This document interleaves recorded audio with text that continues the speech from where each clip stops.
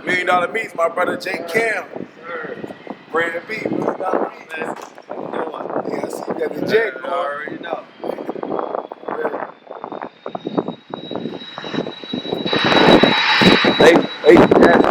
You have now been granted access to the Global Entry Podcast. Enjoy your experience.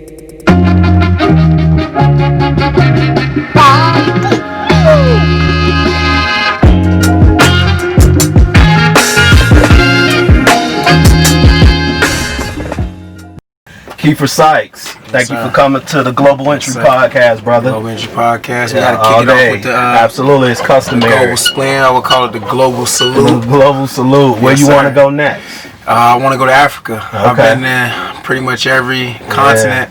I haven't been to Africa. So Africa's lovely, man. I have to go to the motherland. That's my next step. I met a lot of, Nigerian friends. A lot of guys that I play basketball with that's from Africa.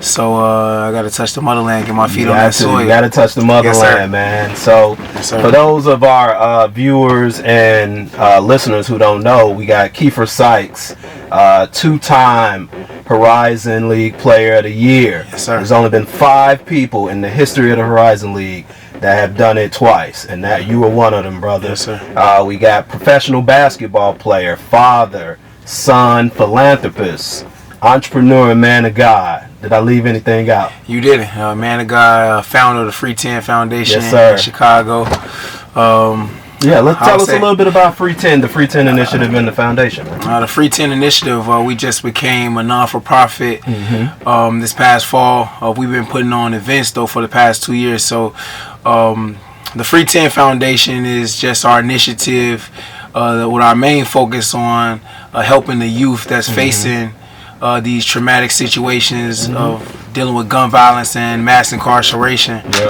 which is obviously a huge problem in our American blueprint. So just finding ways to face that and just build resources for the youth to provide to get them out of these inner city poverty situations and get through these obstacles, and so they could succeed and have a chance to reach their goals and unlock their greatness. Kind of what I'm doing and kind of what my journey of life has been.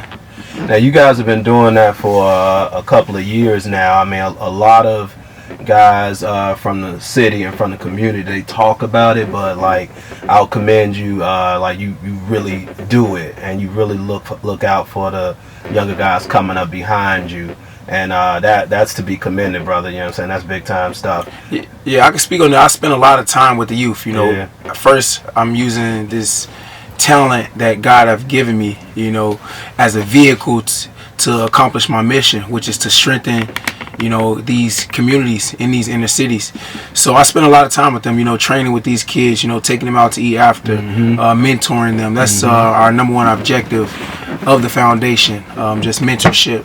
Like I said, I spend a lot of time with them on the court, off the court, support them via social media, these different platforms, just continue to support them and be there for them and provide for them, watch them play, and just be, a resource of someone. If they ever need something, they can reach out. So I just want to be one of those guys, like you said, that's there. I mean, I'm not even, in the NBA. I'm still playing basketball professionally. And like you said, our foundation just became official in the fall, but prior to that, we've been just investing a lot of our time, first and foremost, and like I said, our resources and our finances and building this thing up, and I'm just proud of where it's gotten to today, and it's touched so many lives. Sure, man. I mean, it really has, brother. You guys do a lot, and I've seen it firsthand, obviously, whether it's the camps. I know that you don't broadcast it, but you personally give a lot to the shorties. Some of them will never go on to play D1 or even professional like yourself, but you give, and I think that's one of the biggest ways to earn your keep on this earth, man. I think Muhammad Ali said philanthropy is how you pay your rent while your time on this earth, and you live that and you embody that, man. And you talked about a lot of the young hoopers, man. A lot of these guys, think that they can, go from playing high school and be a pro.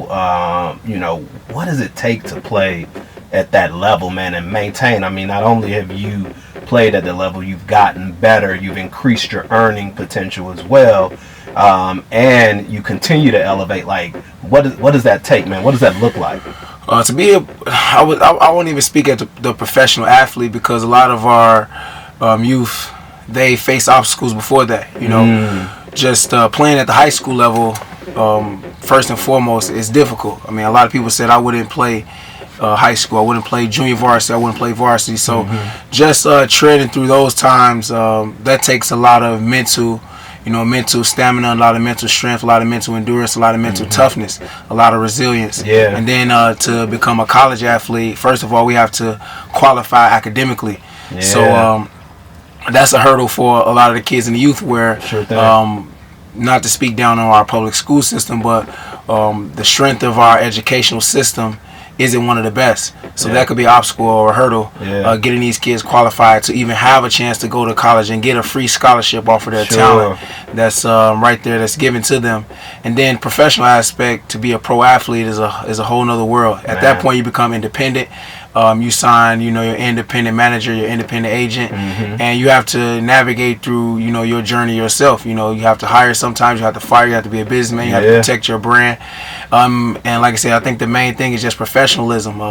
For me, it was just always listening to veterans, listening to older people like you, hanging out with, people who've already been there, done that, been through those experiences. So that's what we kind of want to provide for the youth.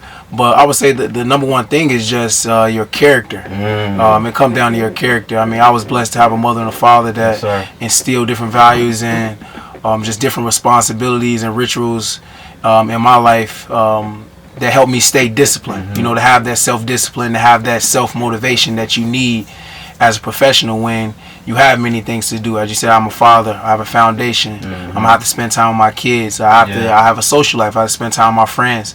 But also, being a professional means that you have to prioritize those things, and that all comes down to the character, what type of person you are.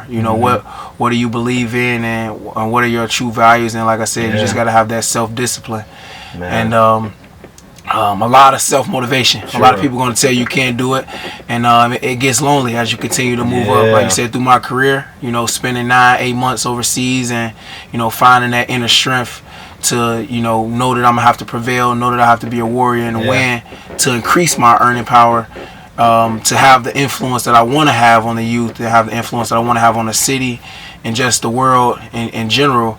It takes a lot of self-discipline, professionalism, and you got to have great character. Sure, character is important, man. I think that's one of the biggest things that you always, even when eyes haven't been on you, you've always had character.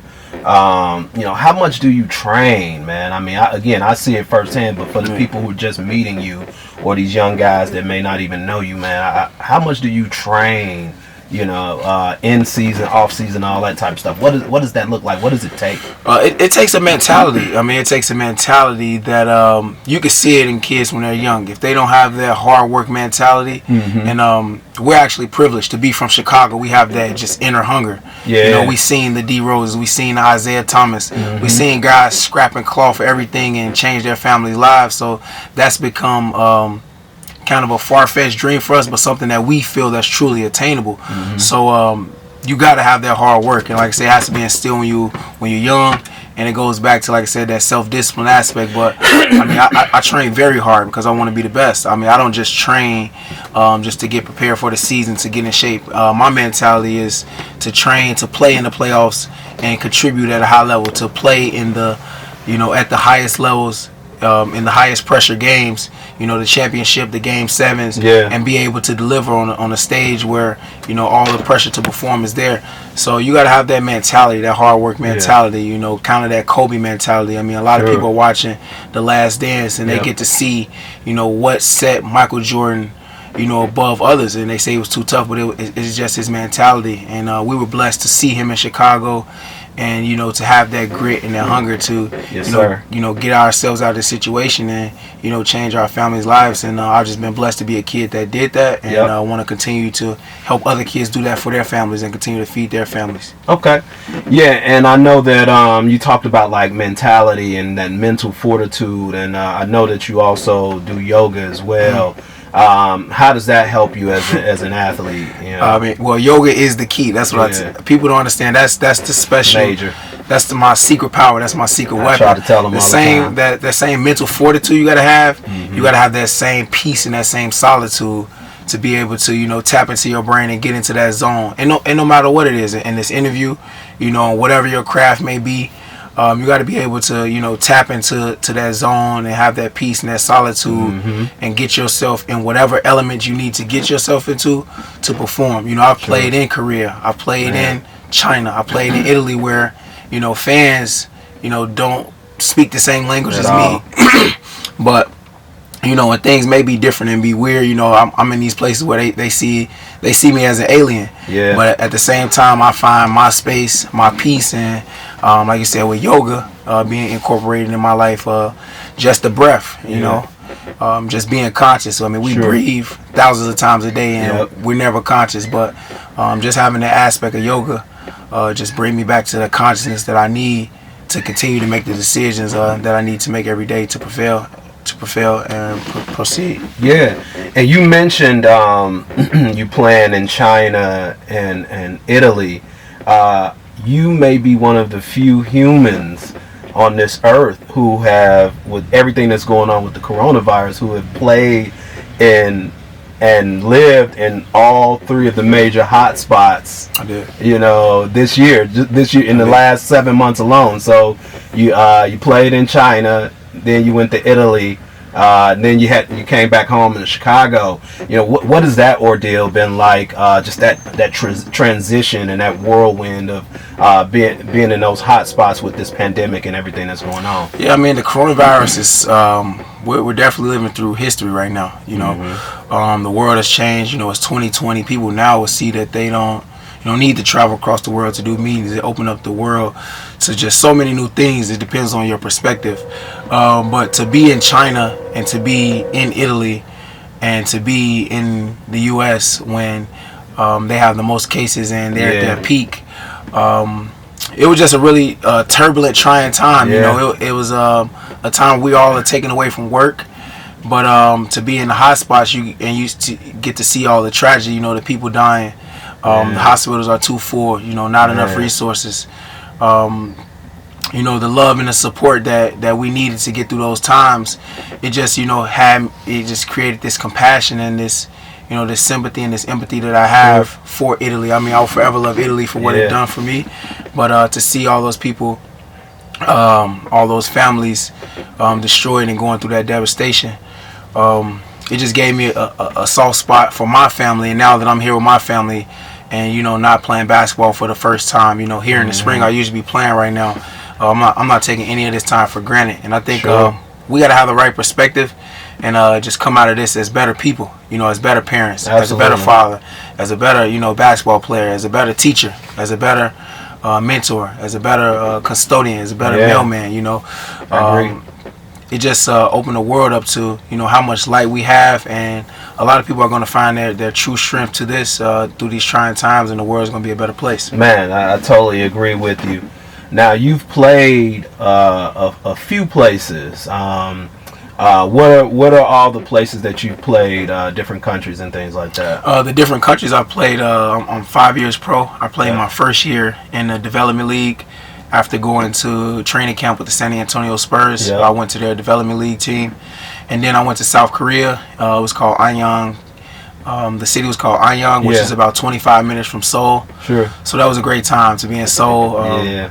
To see, my cousin one of my there. favorite places. Man. I still think that's my favorite. Yeah. That was my favorite experience. Yep. Obviously, Milan, like I said right now, where I play is my favorite city. It's unbelievable. But being in Seoul was my favorite experience. Winning the regular season title as a rookie, winning the postseason championship, as a rookie. My first year abroad, that was the best way to get you know, thrown into this global lifestyle, Into the just fire, right. living abroad, and just to have a, you know, it was definitely ups and downs, but it was Yeah. just a lot of highs, you know, seeing Yeah. my family there. So I played in South Korea, then I went to Europe. I played in Turkey, in Ankara, and then after that, I went to Italy to play in Avellino, close to Naples. I Sure. went all around Amalfi Beautiful. Coast, Yeah. Capri, Positano.